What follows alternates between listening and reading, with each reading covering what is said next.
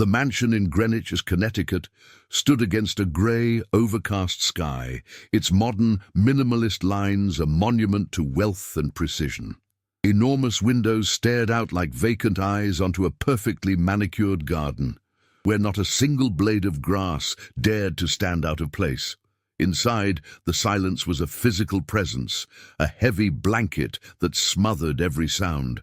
It echoed through the vast marble hallways and settled in rooms filled with designer furniture and expensive art, each object positioned with such care that the house felt less like a home and more like a pristine, untouched museum. For the 6 months since his wife's passing, Richard Thompson had learned that this kind of material perfection only served to amplify the hollow ache of loneliness, a constant, chilling reminder of the emotional void that no amount of money could ever fill. Richard Thompson, a titan of the tech industry, moved through this opulent emptiness like a spectre. At 59, he was a man accustomed to commanding boardrooms and shaping markets with a single phone call, yet here he was powerless. An important meeting had ended early, bringing him home at an unusual hour in the middle of the morning. His expensive suit was, as always, impeccable, but it hung on a frame stooped with the unfamiliar weight of grief. His eyes, once sharp enough to dissect any business deal, were now lost, staring into a middle distance that held nothing but memories. The soft click of his leather shoes on the marble floor was a lonely percussion in the symphony of silence, each step a testament to the chasm that had opened between him and the only person left who mattered. As he began to ascend the grand, sweeping staircase, a sound broke the stillness. It was faint, foreign, and so unexpected that he froze, straining to identify it. It was a voice, a whisper, something he hadn't heard in this house in months. It came from the end of the hall, from his son's room. He moved silently, his heart a frantic drum against his ribs. The door was slightly ajar, a sliver of light cutting through the gloom. Peeking through, he saw a scene that stopped his breath. There on the floor was Maria, the family's housekeeper, sitting beside his 6-year-old son, Leo. She wasn't pleading or forcing. She held a small toy airplane, a spoonful of soup balanced on its wing, and flew it in gentle arcs. Her voice a soft hum of an engine, as she told a story about a brave pilot who needed fuel to find a star that was the queen of the sky. And Leo, his eyes wide and fixed on the spoon, opened his mouth. A knot tightened in Richard's throat, a painful mixture of raw jealousy, profound shame, and an overwhelming wave of relief that almost brought him to his knees. He saw it all in that one simple act. He had brought in the best child psychologists, filled Leo's room with the most expensive toys, and tried to solve his son's grief as if it were a corporate crisis to be managed. Yet here was Maria, with nothing but a story and a spoonful of soup, accomplishing what he could not. She was healing his son with the only things that truly mattered: patience, presence, and love. He backed away from the door, the weight of his own failure as a father crashing down on him with undeniable clarity. It is in these moments of quiet devastation that we are forced to see the truth of who we are. If you believe in the power of stories that reveal such profound human truths, your subscription helps us continue to bring them to light. He retreated from the doorway. The scene of Maria and Leo seared into his memory like a flashbulb afterimage. There would be no return to the office, no escape into the sterile comfort of spreadsheets and projections. Richard walked into his study, a room panelled in dark wood and lined with trophies and awards that now seemed like relics from another man's life. For the first time, he felt the oppressive weight of the mansion's silence, not as a sign of order, but as an accusation. He thought of his late wife, Eleanor, and how her presence had been the home's true architecture, filling its vast spaces with laughter, music, and the very kind of imaginative stories that Maria was now telling. His grief, he realized, wasn't just for her. It was for the loss of the home's soul, a vibrant, living thing he had no idea how to resurrect. That evening, as Maria gathered her things to leave, Richard approached her in the grand marble foyer. The titan of industry was gone, replaced by a man fumbling for words, his authority utterly useless. "Maria," he started, his voice a dry rasp he barely recognized, "I saw you today, with Leo. How did you do that?" The question was a confession, an admission of his own profound failure that hung between them in the cavernous space. Maria, a woman whose quiet strength had always been a background detail, met his gaze without a hint of judgment. Her eyes, deep with an unspoken wisdom, held only compassion. She explained it wasn't a secret technique, just a simple story about a pilot, much like the ones his wife used to weave for Leo at bedtime. He asked her to stay, not as an employee, but as a guide. In his old life, he would have solved this with money, offering a salary so large it would be impossible to refuse. But something in her dignified stillness stopped him. Maria gently shook her head, explaining that this was not something money could buy. It was about presence, about time. She agreed to help him, but she had one non-negotiable condition. He had to be there for every flight. He had to learn to be the co-pilot.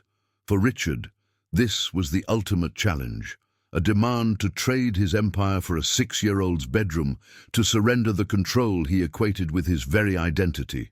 He agreed, his heart a battlefield of terror and a desperate, flickering hope. The first few sessions were a study in quiet agony. Richard sat on the plush carpet of Leo's room, his tailored suit feeling like an absurd costume. He was a spectator in his own son's life, watching as Maria orchestrated the gentle ritual of the airplane and the spoon. Leo's focus was absolute, his world containing only her and the story she spun. Richard was invisible, an intruder whose presence was met with a wall of indifferent silence. Every time Leo's eyes slid past him, it felt like a physical blow. The urge to retreat was immense, to flee to the familiar comfort of his phone, to the world of corporate battles where he was a king, not a ghost, haunting the hallways of his own home. One afternoon, after successfully landing a spoonful of soup, Maria turned to him. She held out the small silver spoon like a baton being passed. "You are the co-pilot now, Mr. Thompson," she said, her voice soft but firm. "The pilot needs you to help him navigate through the storm clouds." Richard's hand trembled as he took it, the metal cool against his skin. He tried to mimic Maria's playful engine noises, her soothing narrative, but his voice was a stiff, unnatural monotone. The airplane in his hand was clumsy, its flight path erratic. Leo, who had been watching, immediately turned his face away, his small shoulders tensing in rejection.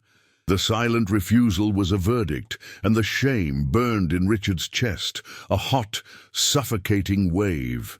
It was in that moment of profound humiliation that something inside him finally broke. He understood that his entire approach was wrong. He wasn't connecting, he was performing, trying to execute a strategy as if his son were a hostile takeover. That night, sleep was impossible. He stood in the doorway of Leo's room, watching the moonlight trace the soft curve of his son's cheek. He saw not just a grieving child, but a living, breathing piece of Eleanor. For the first time since her death, he allowed the full, crushing force of his own sorrow to wash over him, not as a weakness to be managed, but as a truth to be inhabited. It's often in our deepest moments of surrender that we find the strength to truly change. If you believe a single moment can redefine a person's entire world, please subscribe. Your support allows us to continue sharing these powerful human stories. The next day, Richard walked into Leo's room a different man. He left the pretense of the airplane game behind. He simply sat on the floor, a comfortable distance away, and began to talk. His voice was low, unsteady, but it was his own. He didn't talk about eating or getting better. He talked about Eleanor. He told Leo a story about the day he met his mother, How she had laughed so hard at one of his jokes that she snorted, and how he knew right then that he was going to marry her. He was simply sharing a memory, offering a piece of his own broken heart. He asked for nothing in return. And for the first time in months, Leo turned and looked directly at him, a flicker of genuine curiosity in his wide, silent eyes.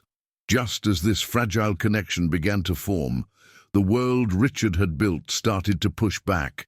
His sister called, her voice a cocktail of concern and thinly veiled judgment, questioning his decision to rely on the help instead of the team of expensive specialists she had recommended. The company's board of directors grew restless. Concerned emails began to arrive, first polite, then more insistent, hinting that his prolonged absence was creating instability and affecting shareholder confidence. A new, powerful conflict emerged. The empire he had constructed was demanding the return of its king, while the small, fragile kingdom within his own home required his complete and undivided presence. The progress with Leo was a delicate, frustrating dance. 2 steps forward, 1 step back. One evening, Leo would allow Richard to read a full chapter of a book at his bedside, even pointing a small finger at a picture of a dragon. The next day, the wall would be back up, impenetrable and absolute, and Leo would retreat into himself, refusing all food and interaction. For a man who lived by data, by predictable growth charts and quarterly results, the chaotic rhythm of grief was a form of torture. He was learning the most painful lesson of all, that love and healing operated on a timeline of their own, one that could not be managed, controlled, or rushed. Then, the external crisis he had been dreading arrived in a form he hadn't anticipated. Leo developed a cough, which quickly deepened, followed by a fever that left him listless and weak. The doctor's visit led to a swift and terrifying diagnosis: pneumonia. Leo's grief-weakened body had made him vulnerable. The sterile, impersonal environment of the hospital was a cruel mirror of the mansion's coldness. Seeing his son, so small and pale in the large hospital bed, tethered to the rhythmic beeping of monitors, Richard felt a primal terror that eclipsed any boardroom fear he had ever known. All his wealth, all his influence was utterly meaningless against the silent, microscopic invasion of an infection. In the hushed quiet of the private hospital room, with the city lights blurring into a distant constellation, the last vestiges of Richard the CEO burned away, leaving only Richard the father. He sat by the bedside for hours, holding Leo's small, warm hand, the steady beep of the heart monitor the only sound in their shared world. He ignored the incessant buzzing of his phone, dismissing calls from his executive team without a second thought. His global empire of finance and technology had shrunk to the dimensions of this single room. Maria became his silent partner in the vigil, bringing him coffee he forgot to drink and offering a comforting presence that needed no words. He was no longer a co-pilot in a game. He was a father, terrified of losing his entire world. The doctors spoke in a detached, clinical language of oxygen saturation, white blood cell counts, and antibiotic efficacy. But Richard heard only the terrifying subtext. This was not a certainty. The illness felt like a physical manifestation of the emotional war they had been waging for months. It was no longer about coaxing a child out of silence. It was a desperate fight to keep him breathing. The suffocating memory of his wife's final days in a similar room returned with a vengeance. He had been powerless to save her then, and the old, familiar demon of his own inadequacy whispered that he was failing again. The tension was no longer a matter of the heart. It had become a matter of life and death. The third night blurred into the fourth, a sleepless vigil under the cold, fluorescent lights of the hospital. Richard sat hunched in a chair, the fabric stiff and unforgiving against his back. The rhythmic, electronic beep of the heart monitor was the only constant, a metronome counting out the seconds of his terror. He watched Leo's small chest rise and fall, a fragile movement that felt impossibly precarious. The doctors came and went, Their voices a distant murmur of medical terms that failed to offer any real comfort. He saw Eleanor in every shadow, remembered her last days in a room just like this one, and the same suffocating powerlessness washed over him. He had failed her, and now the universe was giving him a second chance to fail the only part of her he had left. The weight of it was a physical thing, pressing down on him, threatening to crush him completely. His gaze fell upon the small, silver-plated picture frame clutched in Leo's sleeping hand. It was a photo of Eleanor, her smile so vibrant it seemed to defy the sterile gloom of the room. For months he had avoided looking at it, avoided the memories it stirred, treating his grief like a hostile variable in a complex equation. But now, seeing it held so tightly by his son, he understood. He had been trying to build a bridge to Leo with the wrong materials. He leaned forward, his movements slow and deliberate, and gently pried the frame from Leo's grasp. The cool metal felt like an anchor in the storm of his fear. He held it in his own trembling hands, studying the face of the woman he loved, and finally let the dam of his carefully constructed composure begin to crack. He cleared his throat, the sound raw and unfamiliar. "Leo," he whispered, his voice cracking on the single word. He didn't wait for a response. He just started talking. Not as a CEO or a man in control, but as a husband who missed his wife. "Your mum, she was like a star that got lost," he began, the story flowing not from a plan, but from the deepest well of his heart. She was the queen of all the stars in the sky, the brightest one. But one day, she saw something shining down here on Earth, and she came down to see it. It was us, Leo, you and me. She loved being here with us so much that she decided to stay, even though she knew she couldn't go back. Tears streamed down his face, silent and hot as he spoke. Leo's eyes fluttered open, not with the dullness of fever, but with a lucid, heartbreaking clarity. He looked at his father, truly looked at him, seeing the tears, hearing the brokenness in his voice. For a long moment, the only sound was the steady beep of the monitor. Then a tiny, raspy voice filled the space between them, a sound Richard thought he might never hear again. "Is she coming back?" The question was a fragile shard of glass, holding all the pain and hope of a 6-year-old's universe. Richard met his son's gaze, his own heart shattering. "She's not coming back, son," he said, the honest words tearing through him, "but she lives on right here, in our hearts. And she asked me to take care of our greatest treasure." He pointed a trembling finger from the picture to Leo's chest, then his own. A profound stillness settled over the room. The clinical beeps and whirs of the machines seemed to fade into a distant hum, no longer a source of dread, but a quiet background to this sacred moment. Leo slowly lifted his free hand, his small fingers reaching out not for a toy or a blanket, but for him. He touched Richard's tear-streaked cheek, his touch as light as a feather, yet it carried the weight of a world reborn. It was a gesture of pure, unhesitating connection, a silent acknowledgement of their shared sorrow and their unbreakable bond. In that single, gentle touch, the chasm that had separated them for 6 agonizing months finally closed. Richard leaned into his son's hand, closing his eyes, and for the first time since Eleanor was gone, he didn't feel entirely alone.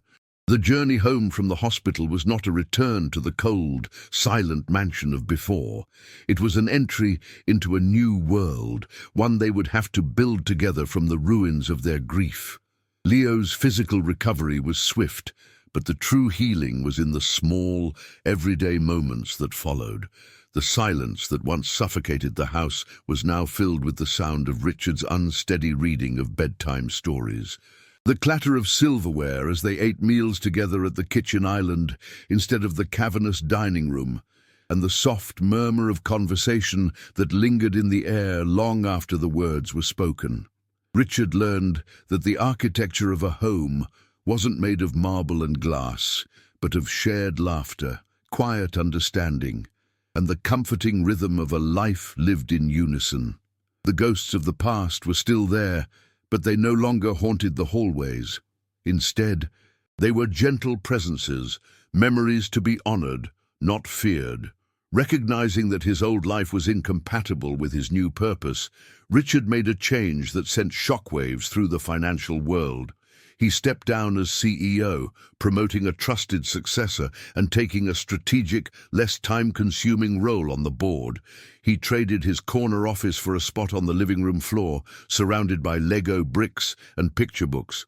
His empire was no longer defined by stock prices, but by the small kingdom he was rebuilding within his own walls. Maria was promoted from housekeeper to household manager, a title that failed to capture her true role as the family's anchor and Leo's adopted grandmother. She was no longer just an employee, but the quiet, steady heart of their new life, her presence a constant reminder of the simple wisdom that had saved them all. They were a peculiar and beautiful constellation, a father, a son, and the woman who had taught them how to navigate by the stars. Inspired by the profound lesson he had learned, Richard channeled his immense resources into creating something that would honor Eleanor's memory in a way that truly mattered. He established the Eleanor Foundation, a non-profit dedicated to supporting grieving families, with a special focus on providing children with the kind of patient, creative, and emotional support that specialists had failed to give Leo. He used his influence not to acquire more, but to give more, funding programs that use storytelling, art, and play to help children navigate the complex landscape of loss. It was a legacy born not from success, but from failure, not from strength, but from the vulnerability he had learned to embrace. The foundation became a beacon, multiplying the quiet compassion of one woman into a force for healing that would touch thousands of lives. Years later, the once pristine garden was a testament to a childhood in full bloom, complete with a sprawling, slightly crooked treehouse and a well-worn path in the grass from countless games of catch. Richard, no longer stooped by the weight of a silent grief, tossed a ball with an 11-year-old Leo, whose laughter was the home's most precious music. Maria watched them from the porch, a contented smile on her face, the quiet architect of this beautiful, improbable piece. The mansion was no longer a monument to what was lost, but a living, breathing testament to what had been found. It was proof that the deepest wounds can be healed, not by erasing the pain, but by filling the empty spaces with love. Their story reminds us that true connection is the greatest treasure we can ever hope to find, and by subscribing, you help ensure these vital narratives of hope and healing continue to be shared.